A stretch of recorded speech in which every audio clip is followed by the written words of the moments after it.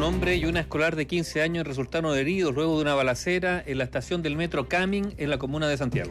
Investigan el asesinato de una persona quien recibió una ráfaga de disparos en plena calle en la comuna de La Pintana. De acuerdo con el índice Paz Ciudadana 2025, el 35% de los hogares declara haber sido víctima de un robo o intento de robo en los últimos 6 meses. Y en tanto el 96% de las personas adoptó al menos una medida para evitar ser víctima de un delito. Durante esta mañana se concretó el desalojo de la primera etapa de la toma Dignidad en la comuna de La Florida. Un reportaje de BioBio reveló que el abandono judicial del Servicio Nacional de la Mujer facilitó la libertad condicional del agresor de Nabila Rifo. Desde el gobierno, el ministro de Justicia, Jaime Gajardo, llamó a los tribunales a actuar con mayor cuidado al otorgar beneficios penitenciarios en casos sensibles. Empresarios de la CPC pidieron transparentar el desglose de las cifras del empleo público y coincidieron con que este gobierno dejará una deuda en la generación de puestos de trabajo. Luego que el ejército reportara un déficit de remuneraciones de 19.000 millones de pesos en la ley de presupuesto, la oposición amenaza al gobierno con rechazar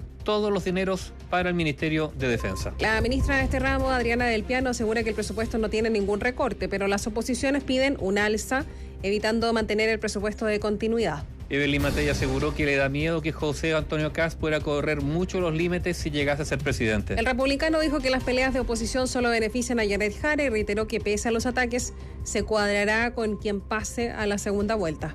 El comando de Janet Jara salió a blindar una vez más a Laura Albornoz tras revelarse que la Contraloría indaga millonarios viajes de la vocera que realizó al extranjero pagados por ENAP.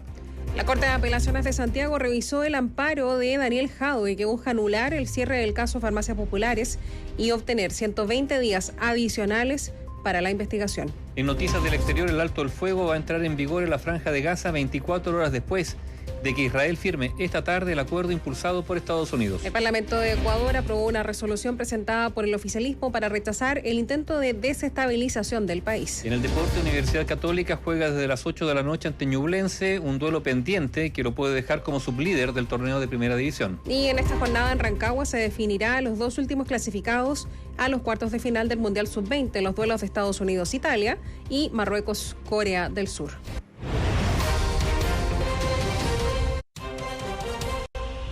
Noticias, opinión, cobertura, independencia. Un reportero en cada acontecimiento. Número 1 en información, líder de opinión.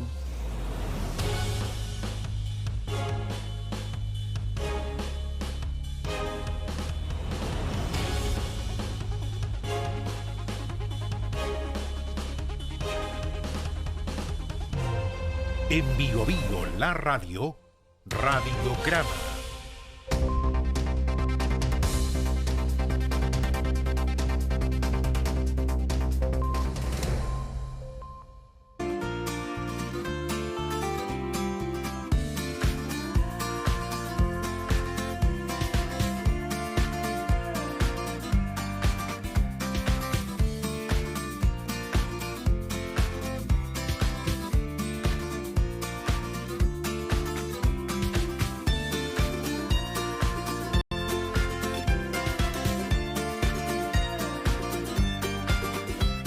De la tarde, 4 minutos.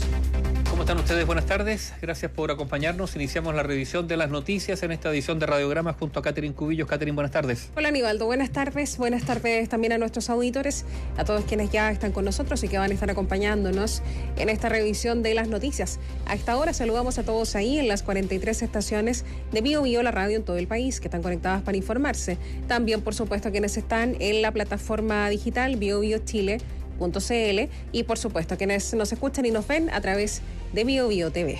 Vamos de inmediato con las informaciones. En estado grave sigue el ciudadano peruano que fue baleado por un desconocido. Esto ocurrió en la estación del metro Camin en pleno centro de Santiago. En hora punta, de hecho, esta estación que es de línea 5 pertenece o está bajo el sistema de línea expresa. En hora punta debió salir obviamente de ese sistema una vez que se da este incidente. La policía de investigaciones además está indagando el asesinato de un hombre quien fue abatido con más de 50 disparos. Esto fue en la comuna de La Pintana. Vamos a revisar toda esta información. Estamos en una de nuestras unidades móviles.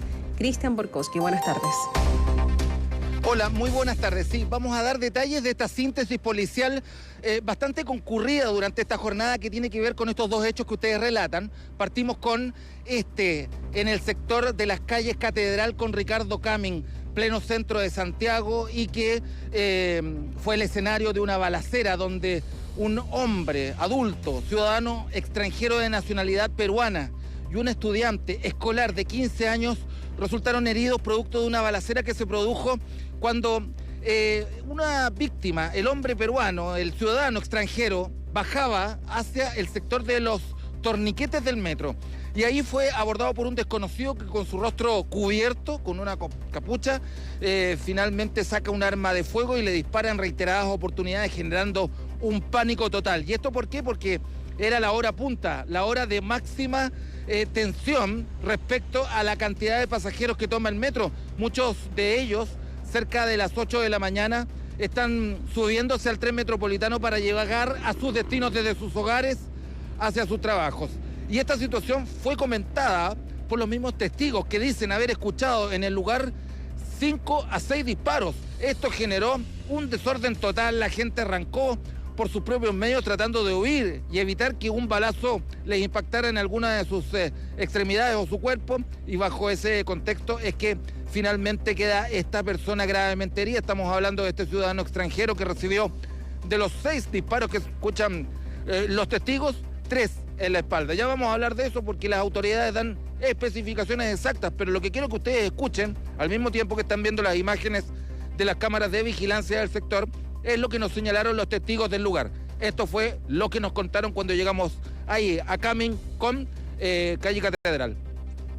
Escuchamos más de 5 o 6 disparos que fueron muy cerca de donde estábamos nosotros, entonces nos asustamos, empezamos a tirarnos al piso, veíamos que la gente igual se tiraba al piso y todo. Nos dimos cuenta que era un ajuste de cuenta por el tema que contaba de que la persona tenía todas sus pertenencias consigo. La gente empezó a correr, a conmocionar porque no se espera nunca, entonces la gente se asustó. La gente empezó a salir del metro y entre ellos venía un tipo bajito, con capucha, la cara tapada como una especie de bufanda que tenía suelta. Tenía una bicicleta gris. Ese dato que dice la última persona y el testigo clave es que vio cómo huía este pistolero solitario arriba de una bicicleta, mismo vehículo que estacionó en un poste antes de cometer el delito. Y bajo este sentido es que la Policía de Investigaciones ahora está indagando todas las circunstancias de esto. Los primeros en llegar, hay que señalar, fue Carabineros. El cuadrante central, ahí llegó rápidamente, también llegó el SAMU y se llevan a esta persona gravemente herida con estos 3 impactos balísticos en la espalda hasta la urgencia de la ex posta central, donde a esta hora está siendo intervenido. Estuvimos hablando con el titular del equipo ECO, el equipo contra crimen organizado y homicidios del Ministerio Público, Javier Rojas, que nos entregó los siguientes antecedentes de este hecho y que calificó de extremadamente grave dada la hora punta, la hora de gran circulación de ciudadanos que estaba justamente pasando por ese lugar. El hecho es de bastante gravedad en circunstancias que en una hora concurrida en una estación de metro, un sujeto en forma temeraria, inclusive con la intención de quitarle la vida a una persona que va bajando una escalera, también resulta lesionada una menor de edad. Hay multiplicidad de disparos y podríamos estar frente a una situación de ajuste de cuenta. Una situación que está siendo indagada. ¿Y esto por qué? Porque los testigos dicen que no le robaron nada a la víctima. Él iba con una mochila, la mochila ahí quedó, la persona que le disparó solamente quería lastimarlo y finalmente huir. Y es lo que logró. Ningún objeto le fue sustraída a la víctima. Es por eso que se está pensando en esta teoría que cada día, cada hora, quiero decir, cobra mayor fuerza. Estuvimos hablando con quienes están a cargo de los peritajes relacionados con la investigación. Estamos hablando de la comisaria Margarita Parra, de la Brigada de Homicidios Centro Norte de la PDI, que también nos entregó algunos antecedentes y confirmó que además de este hombre adulto que estaba lesionado con los proyectiles balísticos en la espalda, también una menor de 15 años resultó herida. Una persona sexo masculino, nacionalidad peruana, fue herida por impactos balísticos, siendo trasladada a un centro asistencial. A priori mantendría alrededor de 3 impactos en su espalda. Lesionada a través de esta misma dinámica una niña menor de edad. En el sitio de suceso se levantaron 5 vainillas y un proyectil. Cambiamos rápidamente de tema y de la estación del metro Cumming en la comuna de Santiago nos vamos a la comuna de La Pintana. La dirección es Gabriel Silva con Batallón Chacabuco. Esto es pleno corazón de la población El Castillo. Un hombre falleció luego de recibir, escuchen muy bien, una ráfaga de aproximadamente 50 disparos. No todos dieron en su cuerpo, pero bastantes de ellos terminaron cobrándole la vida. Estamos hablando de la víctima identificada como Roberto Román Retamales, alias Robertito, un conocido delincuente del sector que en julio recién pasado había salido de la cárcel. Aparentemente también acá se trata de un ajuste de cuentas, ya que los pistoleros que realizaron esta ráfaga de disparos huyeron en dirección desconocida. Nosotros estuvimos hablando con la PDI, pero también con el Ministerio Público. Van a escuchar ustedes al fiscal del equipo contra crimen organizado y homicidios, Leonardo Tapia, quien estuvo de turno en horas de noche y nos entregó más antecedentes relacionados con este hecho. Se trata de una persona que tenía antecedentes anteriores, recientemente había salido de libertad, había estado recluido por un delito de homicidio, por lo tanto, una de las líneas investigativas es que pueda tratarse de un ajuste de cuentas. Claro, una situación que está siendo analizada entonces por personal de la PDI, la Brigada de Homicidios, el equipo contra crimen organizado y homicidios, para poder entender la dinámica que termina con la muerte de esta persona que, recordamos, había salido recientemente de la cárcel y ahora aparentemente se está viendo un tema relacionado con otro ajuste de cuentas muy parecido a lo del Metro Cumming. Vamos a terminar este despacho acá en la comuna de Ñuñoa y vamos a mostrar lo que está pasando acá en Avenida Grecia al llegar a Maratón, muy cerca del Estadio Nacional. Hay carabineros, personal de seguridad ciudadana que también han llegado acá porque una persecución con disparos incluidos termina con un vehículo de carabineros incrustándose contra la reja, muy cerca de por donde te pasa el bandejón de los buses de la locomoción colectiva. En este minuto hay restricción acá en el sector, ha llegado la CIA de carabineros y por cierto se están obteniendo más antecedentes relacionados a este proceso policial que está completamente en desarrollo a esta hora de la tarde. Seguiremos informando cuando esto amerite. Por cierto, estamos esperando que en cualquier minuto Carabineros también nos entregue más detalles sobre este procedimiento policial ocurrido acá en la comuna de Ñuñoa este mediodía. Bío Bío, la radio. 1:00 PM, 12 minutos. Y esta mañana la Fundación Paz Ciudadana entregó los resultados 2025 de su índice de victimización, que reflejó una victimización estabilizada pero alta, un temor en retroceso y una recuperación en la confianza hacia las instituciones policiales. Sin embargo, la seguridad sigue siendo la principal preocupación de los chilenos, ya que el 96% de las personas encuestadas adoptó al menos una medida para evitar ser víctima de un delito, como dejar de usar objetos de valor o cambiar sus rutas habituales, guardar el teléfono, en fin. Carlos Godoy con nosotros. Hola Carlos, buenas tardes. ¿Qué tal? ¿Cómo está? Muy buenas tardes. Sí, claro, son detalles de esta encuesta realizada por Paz Ciudadana que remonta sus orígenes al año 2000 y que en esta oportunidad se realizó en conjunto con Ipsos entre el 15 de agosto y el 12 de septiembre a 1.800 personas, tanto de manera presencial como también de manera telefónica. Tiene un margen de error, eso sí, pero es ínfimo, es un 2,3%. Ya lo mencionaban ustedes, es un 35%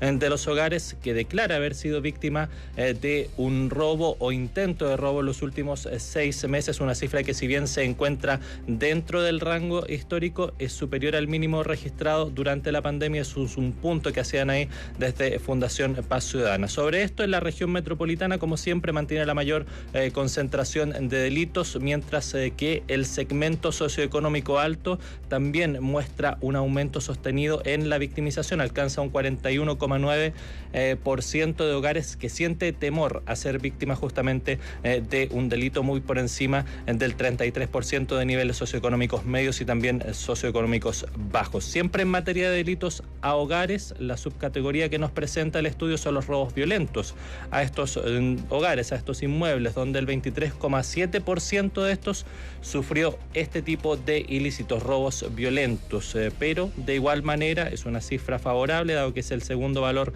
más bajo en la serie histórica. En tanto, en relación con la revictimización, es decir, hogares que sufren más de una vez este tipo de ilícitos, bajó a un 16,8% frente al promedio del 25% antes de la pandemia. Lo que es muy importante, que ha aumentado también levemente los niveles de denuncia a un 55,6%, sin embargo supremamente alto, y es por esta razón que también se hace hincapié en que las personas denuncien cuando son víctimas de algún ilícito. Ustedes se preguntarán por qué sucede entonces que existe esta percepción de mayores delitos, ¿no? Esta modalidad de los turbazos que ha estado tan común durante estos últimos días aún no está catalogada en este estudio, pero Daniel Johnson es director ejecutivo de la Fundación Paz Ciudadana, nos comenta mayores antecedentes de cómo se realiza este estudio y reconoció que debiese incluirse en posteriores ediciones. Hoy por hoy se analiza, por ejemplo, los robos con violencia en hogares, independiente de si ingresa una o más personas. Escuchemos sus palabras.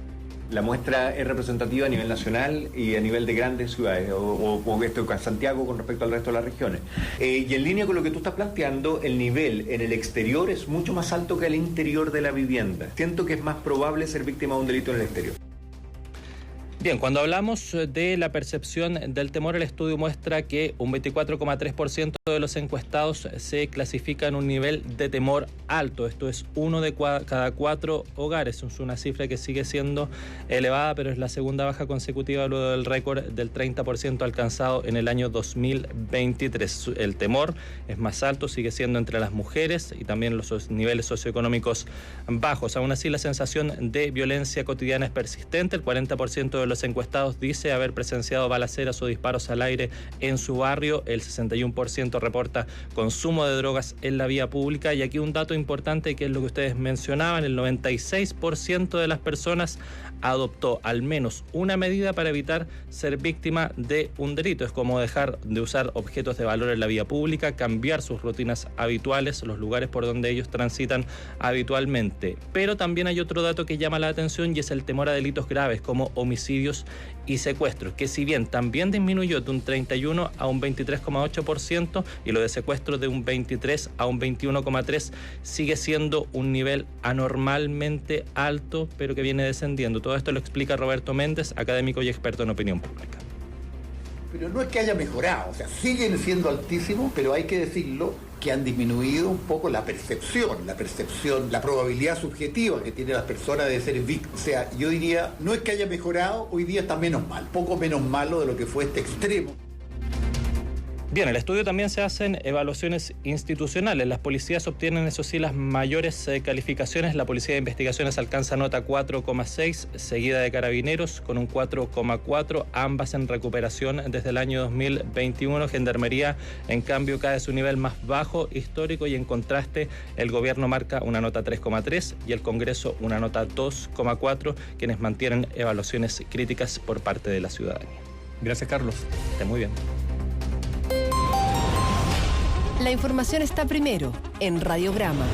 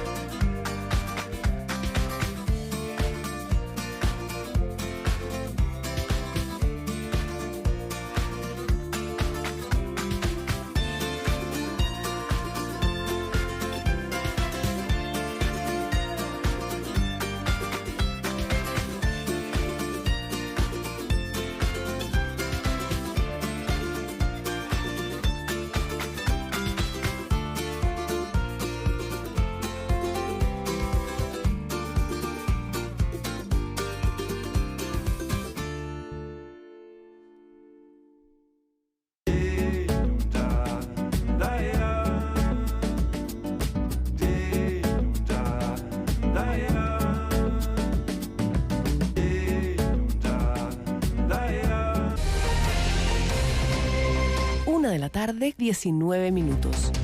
Desde muy temprano esta mañana les hemos estado contando acerca de una primera etapa del desalojo de la toma Dignidad, que está en la comuna de La Florida. El operativo se desarrolla sin mayores inconvenientes y con la crítica de algunos residentes que dicen no haber obtenido algunos beneficios para reinstalarse en otro sector. Rodrigo Pino, buenas tardes. Sí, buenas tardes. Se trata de esta primera fase de este desalojo programado que ha dispuesto tanto la Municipalidad de La Florida en conjunto con la Delegación Presidencial de la Región Metropolitana respecto de una de las etapas de esta toma de Dignidad, ubicado acá en el sector precordillerano prácticamente de la comuna de La Florida, y que es una zona de alto riesgo particularmente porque esta es una zona de aluviones. De hecho, aquí se encuentra la quebrada de Macul, que ya ha sido varias veces afectada por situaciones vinculadas a los cambios climáticos, derrumbes, aluviones y también precisamente principios de incendios. Por eso que el día de hoy se decidió realizar este desalojo, que ya estaba programado hace casi ya un año, respecto de un primer tramo comprendido en 500 metros lineales de este sector de la toma Dignidad, que está comprendida en lo que es la cercanía de la quebrada de Macul y muy cerca también de lo que es el canal San Carlos por su alto riesgo en esta ubicación. Acá están emplazadas familias, particularmente 194 familias con cerca de 630 personas quienes el día de hoy han debido abandonar este sector. Hubo toda una negociación particularmente y un trabajo de mesa de diálogo del municipio, también por parte de la delegación, para poder reubicar a estas personas en algunos otros puntos de la capital. Principalmente se han entregado subsidios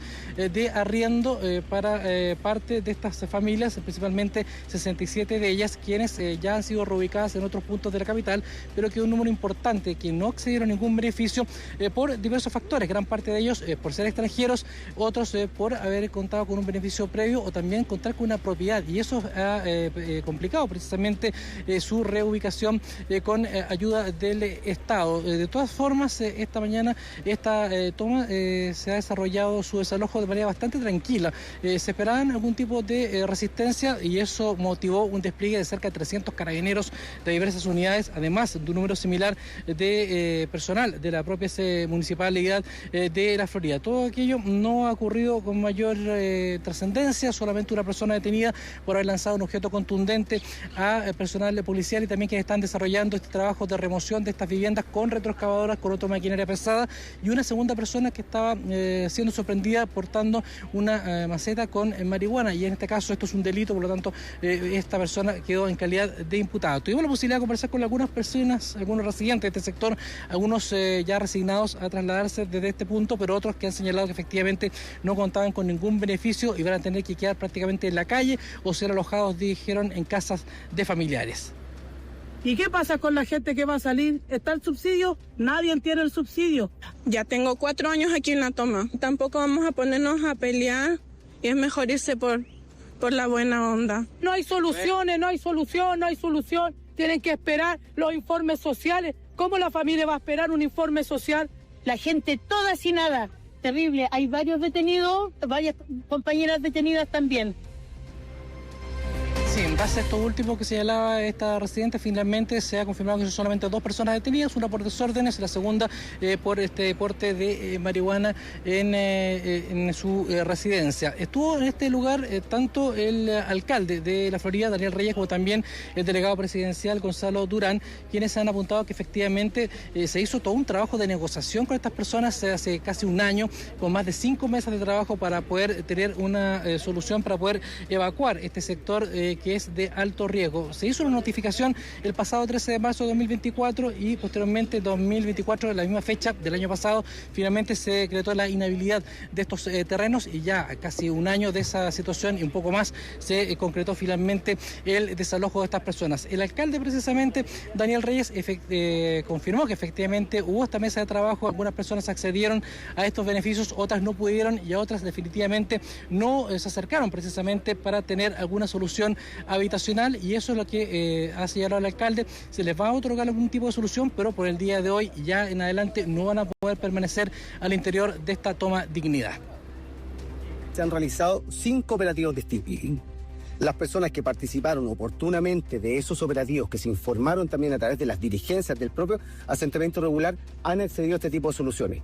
Ahora, respecto a aquellas personas que por distintas razones no participaron de aquellos, pueden seguir igualmente en el procedimiento de postulación, pero efectivamente no pueden seguir en este lugar por una razón muy de fondo, porque hoy día lo que está en riesgo es la integridad física y la vida de las personas.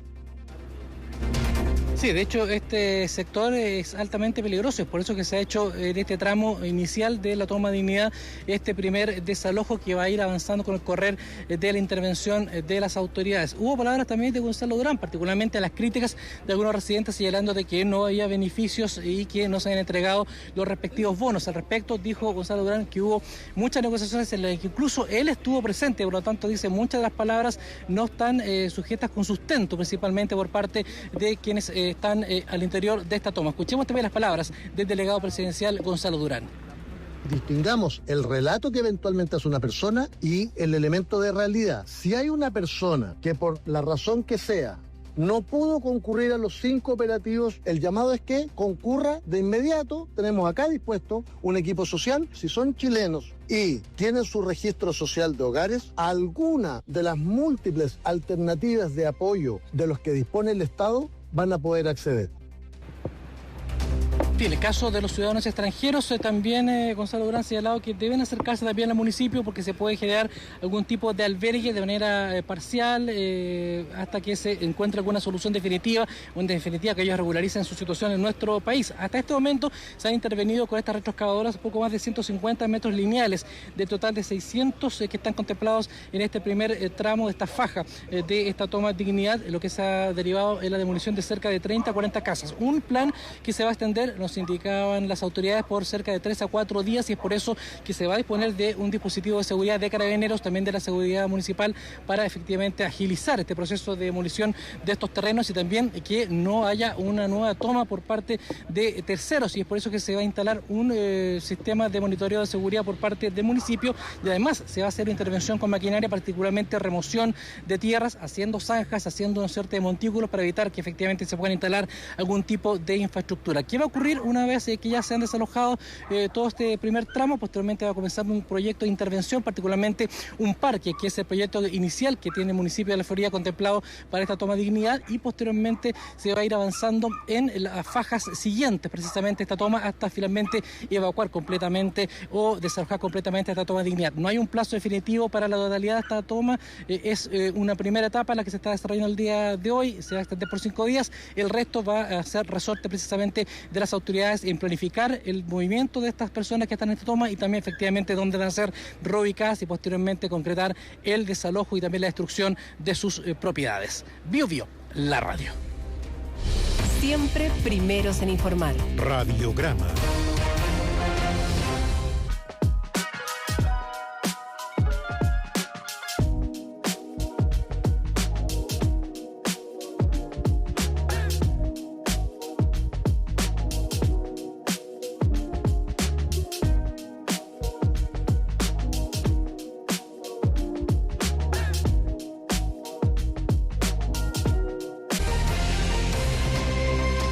Tarde, 27 minutos. La radio reveló que el Servicio Nacional de la Mujer cometió una grave negligencia que facilitó la libertad condicional de Mauricio Ortega. Recordemos, él fue condenado por el ataque a Navila Rifo. Y en paralelo, el ministro de Justicia, Jaime Gajardo, pidió a los tribunales mayor cuidado al otorgar este tipo de beneficios penitenciarios. Francisca Cares, buenas tardes. ¿Cómo están? Muy buenas tardes. Así es, una bomba cayó en el Ministerio de la Mujer y es que acá les vamos a contar bien cómo sucedió todo. Y es que una grave negligencia del Servicio Nacional de la Mujer y Equidad de Género, más conocido como el CERNAMEC, habría facilitado la libertad condicional de Mauricio Ortega, condenado por el brutal ataque a su expareja, Navila Rifo, en 2016. Y fue justamente la unidad de investigación de la radio la que reveló que Beatriz Ramírez Díaz, es decir, la abogada que representaba a Navila Rifo, fue destituida hace 7 años, en ese entonces 2019, y que el organismo nunca reasignó el patrocinio de la causa. Por esa omisión, las notificaciones judiciales llegaron a una casilla institucional que estaba inactiva, atención, desde el 2019. Como resultado, Navila perdió la posibilidad de ejercer su derecho a ponerse al beneficio penitenciario que hoy justamente tiene en libertad a su agresor. Hablamos con la abogada de Estudio Defensa de Mujeres, Francisca Millán, y ella nos explicó que el problema no fue solo la falta de patrocinio activo, por parte del gobierno, sino la forma en que el tribunal no cumplió con su obligación de notificar. A su juicio, esta práctica, que calificó como un ejemplo automático del correo electrónico, vulnera la obligación legal de asegurar notificaciones válidas y revela cómo el sistema sigue invisibilizando a las víctimas en etapas claves del proceso. Me parece tremendamente grave. No puede ser que la explicación se traduzca en un ejercicio automático del correo electrónico al que hacemos llegar la información de un proceso cerrado hace casi una década. Mientras se conocían estos antecedentes que apuntan a una negligencia directa, ¿cierto?, del Cernamec, habló el ministro de Justicia, Jaime Gajardo, quien lanzó una directa advertencia al Poder Judicial. Y es que el secretario de Estado llamó a actuar con mayor cuidado al entregar beneficios penitenciarios en casos de alta connotación pública como el de Mauricio Ortega, y advirtió también que decisiones tomadas sin la debida cautela erosionan la confianza ciudadana y también refuerzan la sensación de desprotección frente a delitos de violencia de género. Pasemos a escuchar las declaraciones del ministro de Justicia, Jaime Gajardo. Cuando se utilizan casos que conmocionan a la opinión pública, minan la confianza en el Poder Judicial y en el sistema de justicia. Y por eso hay que ser muy cuidadosos al momento de otorgar o no las libertades condicionales. Y atención, porque este tema sigue, y es que esta mañana, justamente a las 9 de la mañana en Coyhaique, se realizó un punto de prensa donde la Seremi de la Mujer, Isidora Gacitúa, y también directora regional del Cernamec, Patricia Baeza, entregaron información sobre las gestiones para revertir la libertad condicional de Mauricio Ortega y las acciones realizadas con Nabila Rifo. Hasta el momento no hemos recibido ninguna respuesta por parte de las autoridades, tampoco de su prensa oficial, sobre lo expuesto en esta pauta, pero apenas tengamos esa información y sobre las preguntas de la prensa, se lo vamos a hacer llegar. Katy Nivaldo. Gracias, Francisca. Buenas tardes. Estar informado es un derecho irrenunciable. Radiograma.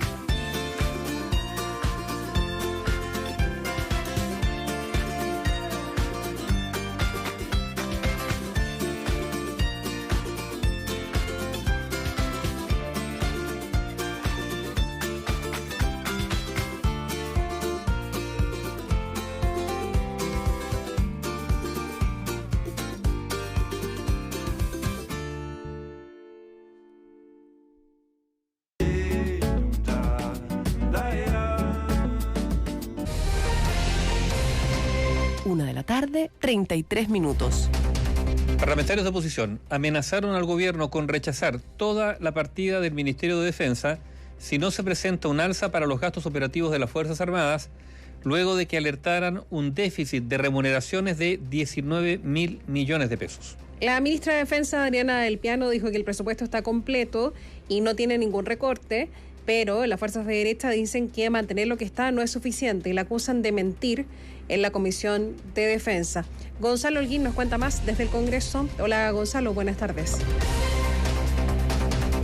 ¿Qué tal? Buenas tardes, Nivaldo, Katy. Sí, ya lo sabíamos. Esta discusión de la ley de presupuesto va a ser particularmente compleja, sobre todo pensando en la estrechez fiscal, pero también en que es un próximo gobierno el que tomará este presupuesto y tendrá que ejecutarlo. Es en ese marco que las Fuerzas Armadas, lo contamos oportunamente, hicieron una presentación bastante dramática, contando que habían tenido que redirigir básicamente recursos internos de la institución, evitando pagar algunas gratificaciones, de hecho, señalando que tenían un déficit de remuneraciones de cerca de 19.000 millones de pesos, y eso en parte tiene que ver con una reducción presupuestaria que ocurrió en el presupuesto anterior y que los afectó directamente, además de que evidentemente todos sabemos que los efectos efectivos militares por estos días, por estos meses, por estos años se han encontrado de manera más significativa desplegados a lo largo del país, sobre todo en la macrozona sur y también en la macrozona norte con el decreto de protección fronteriza de infraestructura crítica. Es en ese contexto que la oposición ya lanzó la amenaza.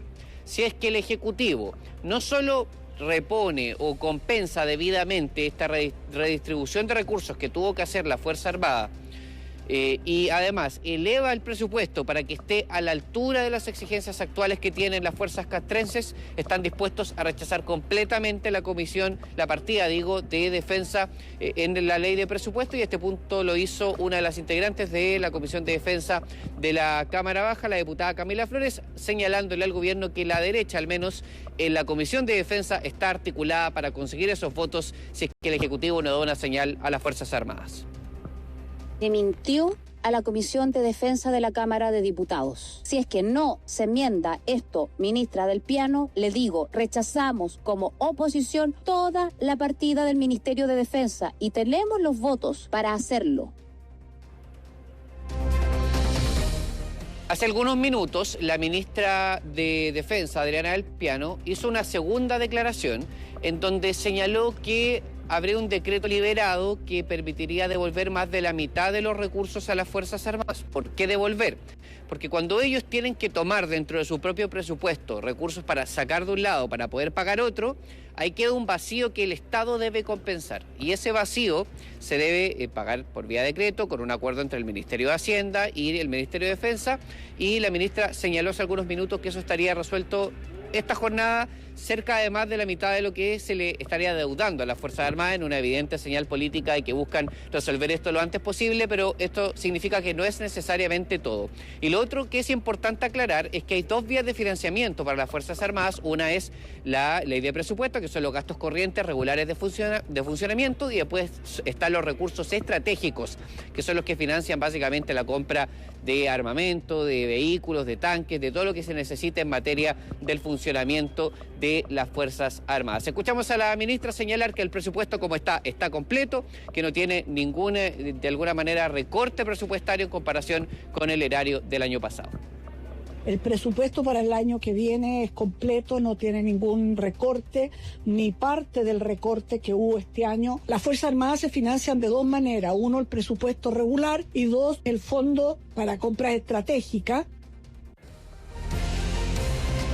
Bueno, y evidentemente aquí todo está relacionado. Yo se los decía, en la oposición están señalando, se tienen que reponer estos recursos y se tienen que elevar, amén del despliegue militar que probablemente irá en aumento. Esto lo señala, por ejemplo, el diputado del Partido Republicano, Luis Fernando Sánchez. El ejército tiene un déficit de más de 40.000 millones de pesos, que lo informó el comandante en jefe, y obviamente el presidente Boric no puede venir a exigirnos aumentar las operaciones de nuestras Fuerzas Armadas si es que no están las platas disponibles. Bueno, hablamos con parlamentarios de oficialismo, por ejemplo el caso del diputado del Frente Amplio, Jorge Brito. Quizás alguna crítica a Javier Iturriaga, como comandante en jefe de las Fuerzas Armadas, con su tono, el hecho de que se presentó la ministra explicando toda la técnica del presupuesto y después se presentó él presentando este panorama, como lo decíamos, algo dramático. En todo caso, el parlamentario dice que los recursos tienen que estar, que tiene que haber un compromiso político, y cuestiona también a la oposición por esta amenaza, señalando que los recursos del Ministerio de Defensa son de todos los chilenos y no de un sector político en particular. La defensa es un asunto que le pertenece a todo el país. A pesar de que algunos se lo han intentado siempre llevar para la casa, hacemos un llamado a actuar con responsabilidad. Se han dado los recursos necesarios para cumplir con los despliegues tanto en el norte como en el sur.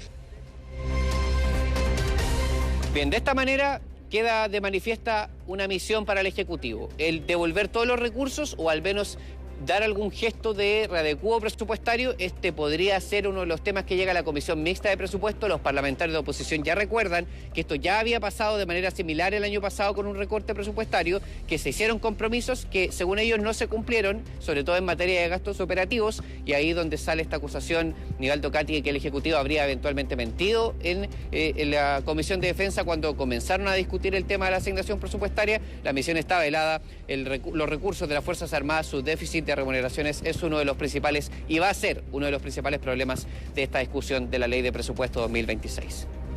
Gracias, Gonzalo. Buenas tardes. Estás viendo Radiograma. Ya volvemos. Bio Bio, la radio se escucha y se ve.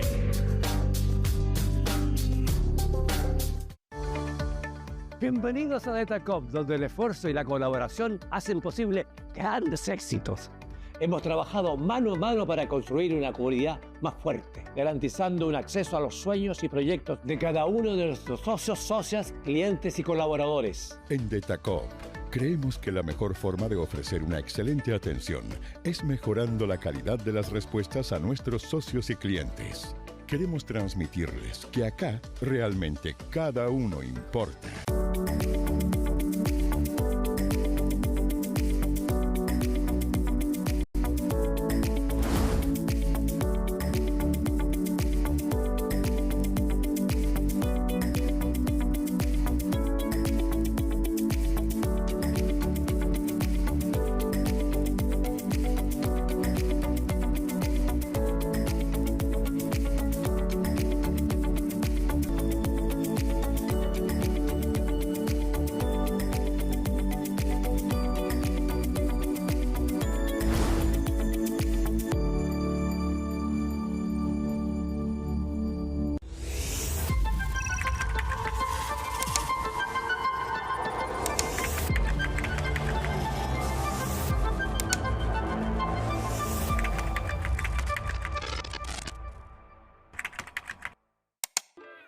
Búscanos en YouTube como @biobiochile.cl.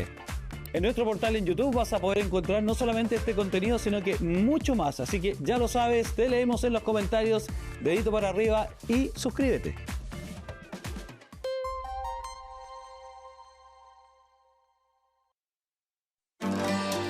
Bio Bio TV, la señal televisiva de Radio Bio Bio.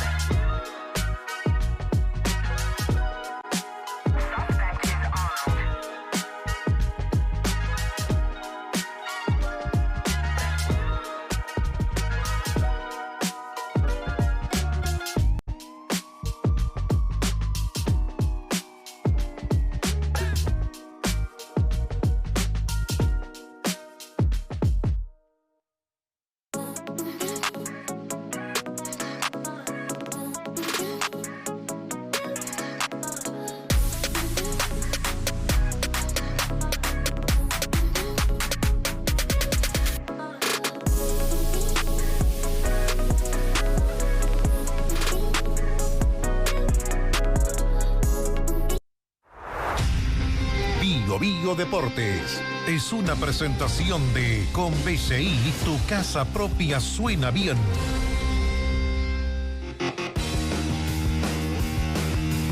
Rodrigo Riz, buenas tardes. Hola, Rodrigo. Hola, ¿cómo están? Hoy día hay un partido importante para el fútbol chileno de Primera División, porque la Católica, que ha tenido, digamos, que ha venido ganando partidos, se ha metido en la parte alta de la tabla. Curiosamente, va mezclado con la inauguración del Claro Arena. Va a tener un partido hoy día pendiente Recordemos que la U también va a estar jugando otro partido pendiente, por ejemplo, el día lunes, frente a Palestino. Bueno, si gana la Católica, hoy va a ser en la noche sublíder. Muy lejos detrás de Coquimbo, pero hace rato que no estaba metido allá arriba. Y con eso estaría peleando un cupo a la Libertadores. Un cupo que probablemente hace algún tiempo atrás no estaba ahí en los papeles. Bueno, ese partido es a las 8:30 frente a Ñublense, que también está intentando por lo menos ya sumar algunos puntos en esta fase final. Recordemos que viene la recta final del torneo. Daniel González, defensa de la Universidad Católica, destacó el hecho de ser locales en un estadio tan lindo, así lo dijo, como el Claro Arena. Emocionante, la verdad, el marco de gente que se genera, el nivel del estadio, lo que es. Si bien yo no soy de casa, pero te deja muy buenas sensaciones. Me atrevería a decir que el estadio más lindo de Chile actualmente, y espero que puedan haber más estadios así, porque la verdad es un ejemplo. Absolutamente de acuerdo con Daniel González, un estadio maravilloso. No es tan grande, pero la verdad es que es muy muy cómodo, se ve bien el fútbol, que es lo que siempre decíamos del Santa Laura, por ejemplo, ahora mucho más moderno con este Claro Arena.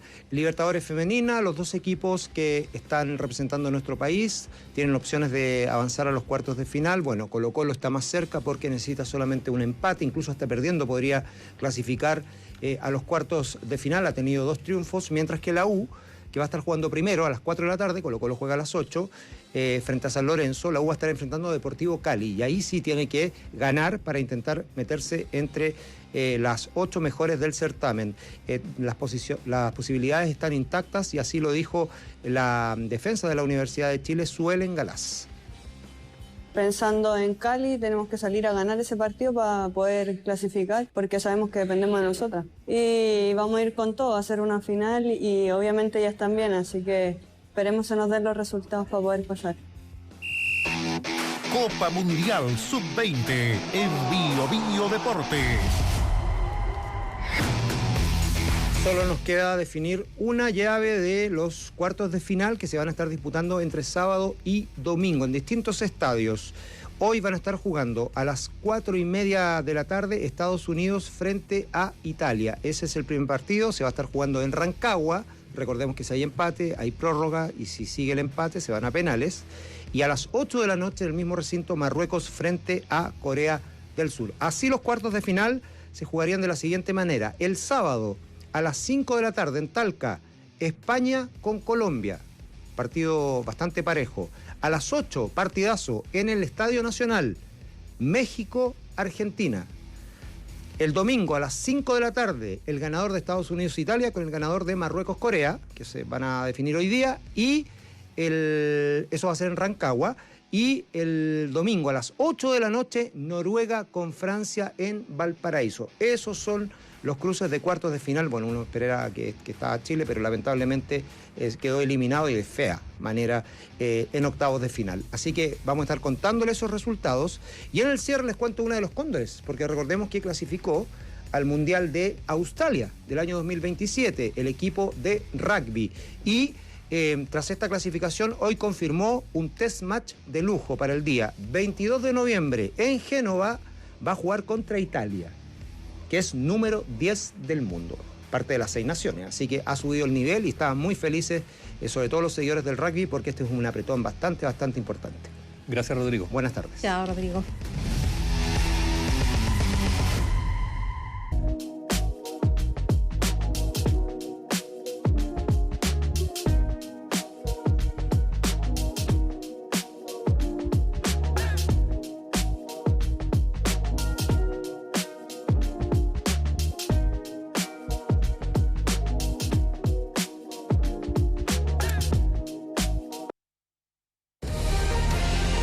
Faltan 12 minutos para las 2 de la tarde. La cuarta sala de la Corte de Apelaciones de Santiago revisó esta mañana un recurso de amparo presentado por la defensa de Daniel Jadwe, y lo que busca este documento es anular el cierre de la investigación del caso por las farmacias populares. La defensa del exalcalde de Recoleta busca 120 días de plazo, distinto a los 60 que se concedieron ayer, para pedir mayores diligencias investigativas, amparados en que son una nueva defensa. Marcela Rojas, buenas tardes. ¿Qué tal? ¿Cómo están? Muy buenas tardes. La Corte de Apelaciones de Santiago resolvió ya esta jornada el amparo de Daniel Jadwe, quedó en acuerdo, por lo que ya durante las próximas horas vamos a saber algún tipo de resolución de los ministros del Tribunal de Alzada. Esto por el amparo del exalcalde de Recoleta, Daniel Jadwe, en el marco del caso Farmacias Populares. En la cuarta sala del Tribunal de Alzada escuchó los alegatos tanto de la Fiscalía como de la parte defensora del exedil. En base a esta solicitud de esta última parte de la defensa de Daniel Jadwe, de dejar sin efecto la resolución del tercer juzgado de garantía de Santiago, que rechazó la solicitud de reapertura del caso en la instancia del 28 de junio, cuando la defensa también lo solicitó. Además, pidieron la anulación del cierre de este caso y de la investigación y también la acusación que se presentó por parte del Ministerio Público. También en el escrito solicitan 120 días para que se puedan revisar los antecedentes y también solicitar nuevas diligencias. ¿Cuál es la gran diferencia entre lo que ya comunicábamos durante la jornada de ayer con lo que sucedió esta jornada? Por un lado, el tercer juzgado de garantía de Santiago acogió la jornada de ayer esta solicitud de la defensa de Daniel Jadwe de reabrir la investigación del caso Farmacias Populares, aunque solo para realizar una diligencia en específico, que es periciar el teléfono de Luis Hermosilla, buscando posibles menciones al exalcalde en conversaciones que tuvo el penalista con otros de sus colegas penalistas relacionadas también al caso Luminarias. Esta decisión permite a la Fiscalía volver a indagar, pero solo por un plazo acotado de 60 días y solo esta arista del teléfono de Luis Hermosilla, que fue para lo que se pidieron las diligencias de la defensa. A diferencia de la reapertura, este recurso de amparo busca anular por completo el cierre de la investigación dispuesto por el Ministerio Público y si acogen este amparo la Corte de Apelaciones, el caso volvería a una etapa aún más anterior de lo que ya estamos en este instante, permitiendo solicitar nuevas diligencias y también un nuevo plazo para ampliar la investigación. En otras palabras más simples, esta reapertura que conocimos la jornada de ayer autoriza revisar un punto específico en 60 días. Si se acoge este amparo, se podría reabrir todo el caso con una base mínima de 120 días para que la defensa pueda solicitar nuevas diligencias. Es decir, tendrían 120 días para solicitar diligencias que podrían ser aún más extensas que ese periodo. ¿Cuáles son esas? Se las preguntamos a la defensora pública de Daniel Jadwe, Jessica Aguilera. Escuchemos parte de esas declaraciones. Pericias a los chats, pericias a los correos electrónicos. Hemos vislumbrado que se necesita obtener las cámaras de la Municipalidad de Recoleta, que se puede obtener el libro de registro de visitas a la Municipalidad de Recoleta a propósito de un supuesto cohecho que se le imputa al señor Jadwe a través de una visita que tuvo, supuestamente. En una postura que escuchábamos también ayer en el Centro de Justicia por parte de la Fiscalía, ellos se opusieron a este amparo presentado por la defensa, sosteniendo que es una dilación al proceso penal que vive el exalcalde, por lo que esperan que no se acoja esta petición y que los próximos 60 días se pueda cerrar la investigación ya realizadas estas diligencias, las pericias al teléfono de Luis Hermosilla. Conversamos con la fiscal Centro Norte, Giovanna Herrera, quien nos dio estas declaraciones. Y en ese sentido nosotros nos hemos opuesto porque entendemos que hay que mantener la continuación procesal del juicio, mantener las etapas procesales que están establecidas en la ley y que no se puede vulnerar, ¿cierto?, el cierre previo que presentó el Ministerio Público con este recurso de amparo. Como yo les señalaba, esta causa quedó en acuerdo, por lo que ya durante la jornada de mañana muy probablemente vamos a saber cuál es el resultado del fallo de los ministros de la cuarta sala de la Corte de Apelaciones sobre este amparo de Daniel Jadwe. Él, en todo caso, ayer quedó en la calidad de imputado, ya se sacó su calidad de acusado, por lo que en el papel es un debate bastante lógico que se puede dar. Él puede volver a ser candidato al Distrito 9, como lo había sido hasta antes de septiembre. Sin embargo, tiene que volver a pasar por el Tricel tiene que volver a evaluar sus antecedentes y con todo y tampoco darían los plazos del CERVEL para que él pueda aparecer en la papeleta del 16 de noviembre como candidato a diputado por el Distrito 9. Sin embargo, es algo que ellos pueden hacer, es una opción que puede tomar la defensa y también sus representantes ante el Tricel, pero tampoco tiene una viabilidad tan cierta, por decirlo de alguna forma. En algo paralelo que está sucediendo acá en la Corte Suprema, les comento que está el ministro de Seguridad Pública, Luis Cordero, en el Pleno con los ministros de la Corte Suprema, teniendo una reunión sobre lo que pasó ayer, que se dio a conocer sobre estas amenazas al presidente de la Corte Suprema, Ricardo Blanco, así que estaremos ampliando esa información en cuanto salga la vocera del máximo tribunal para poder conversar con nosotros y darnos algún tipo de mayor explicación sobre esta reunión que tuvieron con el ministro Cordero. En Tribunales, Bio Bio, la radio. Noticias con independencia. Radiograma. Estás viendo Radiograma. Ya volvemos. Bío Bío, la radio se escucha y se ve.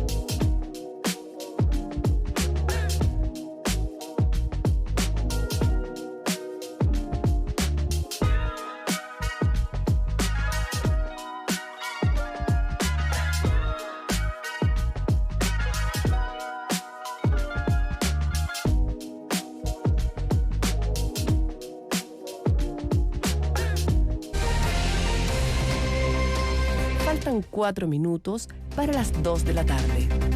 Vamos a la política porque en la derecha Evelyn Matei aseguró que le da miedo que José Antonio Kast pueda correr mucho los límites si es que llega a ser presidente de la República. El republicano dijo que las peleas de oposición solo benefician a Janet Jara y reiteró que pese a los ataques se va a cuadrar con el que pase a la segunda vuelta. María José de la Barra, buenas tardes. ¿Cómo están? Muy buenas tardes. Continúan las declaraciones cruzadas entre los candidatos de la oposición.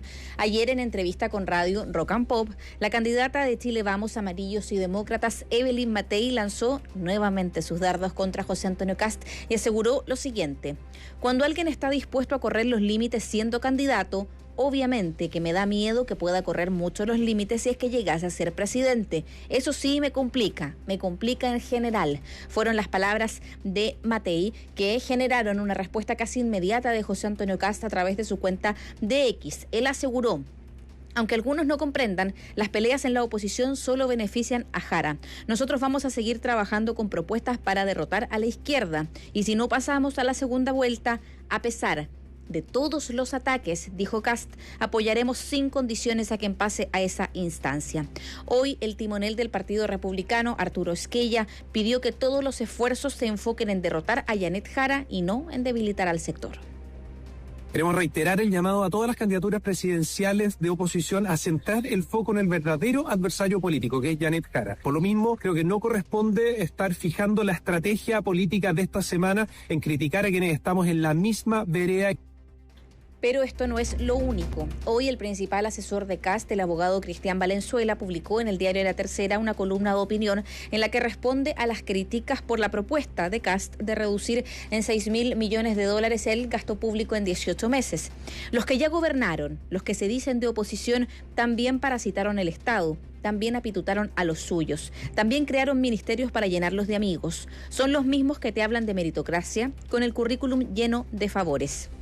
Y cuando alguien se atreve a hablar de recorte, los parásitos tiemblan, dice Valenzuela, porque saben que un Estado más eficiente los dejaría sin poder y sin excusas. Luego asegura en esta columna: por eso son capaces de armar un frente común desde el Partido Comunista hasta la UDI para cuestionar a los que están dispuestos a impulsar un cambio radical. Fueron las palabras del principal asesor de José Antonio Kast, haciéndose cargo también de la situación respecto a las críticas que han suscitado la propuesta de recorte de $6.000 millones. Le consultamos por el tema a Evelyn Matei, quien reiteró que la propuesta del republicano es inviable. Que tuve 21 años en la Comisión de Presupuesto. Lo que están planteando es imposible. Y lo dije yo primero y ahora lo está diciendo el gobierno. Así las cosas, sigue aumentando el tono entre los presidenciables de la oposición, con posibilidades bastante escasas de evidenciar algún tipo de tregua de aquí a que ya sea la primera vuelta presidencial. El tono, según algunos, debería seguir en escalada para diferenciarse, sobre todo desde el comando de Evelyn Matei, quien quiere volver a las primeras posiciones. Gracias, María José. Buenas tardes. Mientras tanto, el comando de la candidata presidencial del oficialismo, Janet Jara, defendió una vez más a Laura Albornoz, una de las voceras de su campaña. Esta vez es por lo que se ha revelado de parte de la Contraloría General de la República, que indaga millonarios viajes que realizó al extranjero en su rol como directora de la ENAP, la Empresa Nacional del Petróleo. Gabriela Piña, ¿qué tal? Buenas tardes. ¿Cómo están? Muy buenas tardes. Sí, la vocera del comando de Janet Jara, Laura Albornoz, volvió al centro de la polémica. Lo anterior a raíz de una investigación de la Contraloría General de la República que indaga una serie de viajes internacionales realizados por Albornoz como directora de la Empresa Nacional del Petróleo. El organismo fiscalizador solicitó antecedentes sobre los gastos asociados a estos viajes. Gaby, te tenemos que interrumpir brevemente. Vamos a la Corte Suprema. Información del momento, Marcela Rojas. Habla la vocera de la Corte Suprema, la ministra María Soledad Melo. Escuchemos a la vocera por el tema de las amenazas al ministro presidente de la Corte Suprema. Los motivos de seguridad también son reservadas, por lo tanto yo no les puedo informar nada más que hemos tenido una grata reunión, hemos manifestado algunas inquietudes y el ministro ha contestado las preguntas que le hemos hecho en relación a temas de seguridad. Y bueno, eso es todo lo que yo les puedo decir, porque ustedes comprenderán que estos temas no son para estarlos divulgando a través de los medios, ni que aparezcan en los diarios, en ninguna parte, porque son temas sensibles. Entonces, eso es lo que yo les puedo contar. ¿Cuáles son las mayores inquietudes de ustedes como pleno? Tampoco se las puedo decir porque son temas de seguridad. Por lo tanto, discúlpenme ustedes, yo lamento no poder ser más explícita, pero son cuestiones que tenemos que tratarlas de esa manera, de manera reservada, como debe ser todo esto relacionado con temas de seguridad. ¿Cómo evalúa esta reunión? Excelente, muy bien, muy buena. El ministro es muy colaborador con el Poder Judicial. En la época en que fue ministro de Justicia, ahora ministro de Seguridad, existe una relación muy permanente y directa con él, y agradecemos la buena disposición de él ante las consultas y los requerimientos nuestros. Eso es todo. Bien, ahí escuchábamos a la ministra vocera de la Corte Suprema, María Soledad Melo, refiriéndose al tema de las amenazas al ministro presidente de la Corte Suprema, Ricardo Blanco. Recordemos que durante la jornada de ayer se dieron a conocer esta noticia que habían amenazas en la Corte Suprema referentes al líder del máximo tribunal, en una reunión que tuvo también con el ministro Cordero, el ministro de Seguridad, acá en el Pleno de la Corte Suprema. Fueron sus breves declaraciones de la ministra María Soledad Melo y las escuchábamos también hace instantes. En Tribunales, Bio, la radio. Te interrumpíamos, Está corriendo en el comando de Janet Jara. Sí, Gabriela. Sí, les comentaba entonces que la Contraloría General de la República solicitó antecedentes sobre estos gastos asociados a los viajes realizados por Laura Albornoz, algunos con pasajes de más de 12 millones de pesos. Esto tras una denuncia presentada por el diputado Luis Fernando Sánchez. El parlamentario del Partido Republicano llamó al presidente Gabriel Boric y a la candidata presidencial Janet Jara a dar explicaciones respecto a este tema, y también llamó a administrar con mayor probidad los recursos públicos. Aquí el presidente Gabriel Boric y la candidata Janet Jara tienen que dar explicaciones. Laura Albornoz no puede seguir en el directorio de ENAP y tampoco puede seguir en la campaña de Janet Jara, porque esto es una afrenta no solo contra su sector político, sino que contra todos los chilenos. Fue en respuesta a un oficio enviado por el organismo que lidera Dorothy Pérez, donde la Empresa Nacional del Litio enumeró todos los viajes nacionales e internacionales realizados por la exministra de Estado. Según este documento al que accedió Bio Chile, Albornoz participó en al menos 6 misiones internacionales entre congresos, foros energéticos y encuentros organizados por entidades extranjeras. En conjunto, los viajes internacionales de Albornoz suman más de 37 millones entre pasajes, hospedajes y también viáticos, de acuerdo con los montos consignados en el documento oficial. En el oficialismo y también en el comando de la candidata Janet Jara salieron a desdramatizar este asunto, apuntando principalmente a que se trata de una investigación que está en curso. El presidente del Partido Radical, quien forma parte del comando de Janet Jara, Leonardo Cubillos, acusó una estrategia electoral por parte del Partido Republicano, con este caso, para buscar afectar de forma negativa a la candidata. Claramente esta acusación del diputado republicano, que se basa además en una denuncia anónima y que está siendo investigada o fiscalizada recién por la Contraloría General de la República, devela que existe una estrategia electoral detrás entre el Partido Republicano y sus parlamentarios. Entre los parlamentarios del oficialismo también salieron a desdramatizar la polémica. El senador socialista Tomás de Rementería también, al igual que Leonardo Cubillos, apuntó a un factor electoral en toda esta denuncia. Y la verdad es que creo que este es un tema menor. El rol de Laura Albornoz no es el de primerísima línea del comando, tiene un rol y ella tendrá que explicar la situación que vive, pero en esto en lo absoluto tiene que ver Janet Jara. Con todo, no es la primera vez que Laura Albornoz justamente está en el centro de la polémica, porque recordemos que hace un par de semanas atrás justamente también se dio una controversia dentro de su comando, también por el rol que estaba asumiendo en ENAP y al mismo tiempo en el comando de la candidata. Muchas gracias, Gabriela. Muy buenas tardes. Todas las noticias. Radiograma.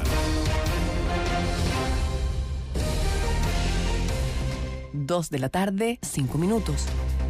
El ministro de Hacienda, Nicolás Grau, admitió que el empleo no avanza como le gustaría, con una desocupación que lleva más de 30 meses con tasas sobre el 8%, sumado a que se ve poco probable que se generen los 700.000 puestos de trabajo que el presidente Boric comprometió para el término de su gobierno. En la Confederación para la Producción y el Comercio coinciden en que estamos al debe, instando a no impulsar reformas que agraven más la situación. Al mismo tiempo pidieron conocer el detalle de las cifras del empleo público. Vanessa Gajardo, buenas tardes. ¿Cómo están? Buenas tardes. Ayer el ministro de Hacienda, Nicolás Grau, se sinceró. Algunos analistas dicen que es el primero e incluso el primer ministro de Hacienda o de Trabajo que habla con total sinceridad de lo que es el problema en el empleo que enfrenta nuestro país. No avanza como nos gustaría y es la parte más débil de la macroeconomía, refiriéndose a la situación del empleo en Chile, que hoy alcanza una tasa de desocupación del 8,6%, con una informalidad que eso sí está más contenida. Recordemos que fue el 26 de abril del año 2024, en su discurso durante el Encuentro Nacional de la Empresa, ENADE, que el presidente Gabriel Boric planteó la meta de crear 700.000 empleos al término de su mandato. A la fecha, eso sí, según lo ha dicho el propio ministro del Trabajo, Giorgio Bocardo, se han creado cerca de 560.000 puestos de trabajo. Hoy, en el marco del People Day, la presidenta de la CPC, Susana Jiménez, coincidió con que estamos al debe en esta materia, agregando que llevamos más de 30 meses con una tasa de desocupación que se mantiene sobre el 8% y que no podemos seguir pujando, dijo ella, políticas o reformas que compliquen todavía más este panorama. Coincido en que tenemos una situación de mercado laboral muy debilitado y que es urgente tomar medidas al respecto y no insistir en medidas y regulaciones que lo que hacen es rigidizar el mercado laboral y hacer aún más caro la contratación de personas en el mercado formal. Pero lo cierto es que este no es el único problema que enfrenta nuestro país en materia de empleo. ¿Cómo se condice esto, por ejemplo, con la generación de más puestos de trabajo en el sector público? Aunque el Ejecutivo salió a especificar, a aclarar esta cifra de la creación de 100.000 puestos de trabajo, en este gobierno asegurando que de ese macro, de esos 100.000, solo 7.000 corresponden a nuevos funcionarios que se han incorporado al gobierno central, el resto serían solo reasignaciones.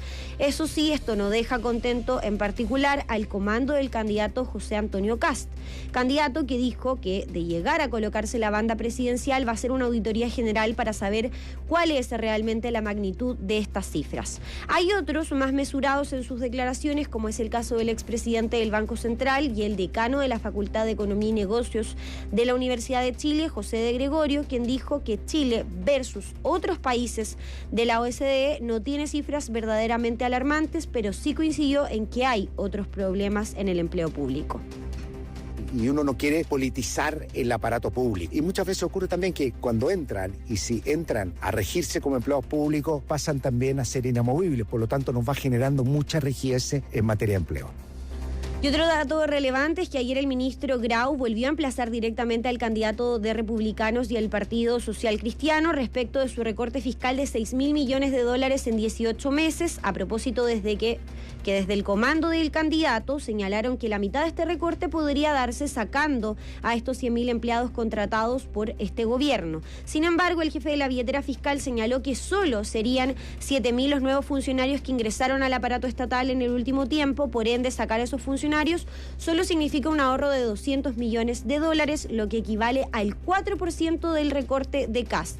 Y en otras noticias económicas, para que no digan que todo es negativo, después de un rally de 6 alzas consecutivas, el precio del cobre superó el récord del pasado 20 de mayo de 2024 en la Bolsa de Metales de Londres, lo que supone la mejor noticia para las debilitadas arcas fiscales. De acuerdo con los datos de la Comisión Chilena del Cobre de Cochilco, la libra se transó en $4.92, el precio más alto desde que se tiene registro. Gracias, Vanessa. Buenas tardes. Y con esa información termina esta edición de Radiograma. Les agradecemos que se hayan informado con nosotros. Viene el Expreso OPM. Gracias por estar con nosotros. Hasta pronto.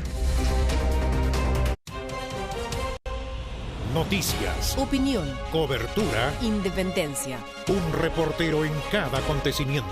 Número 1 en información, líder de opinión.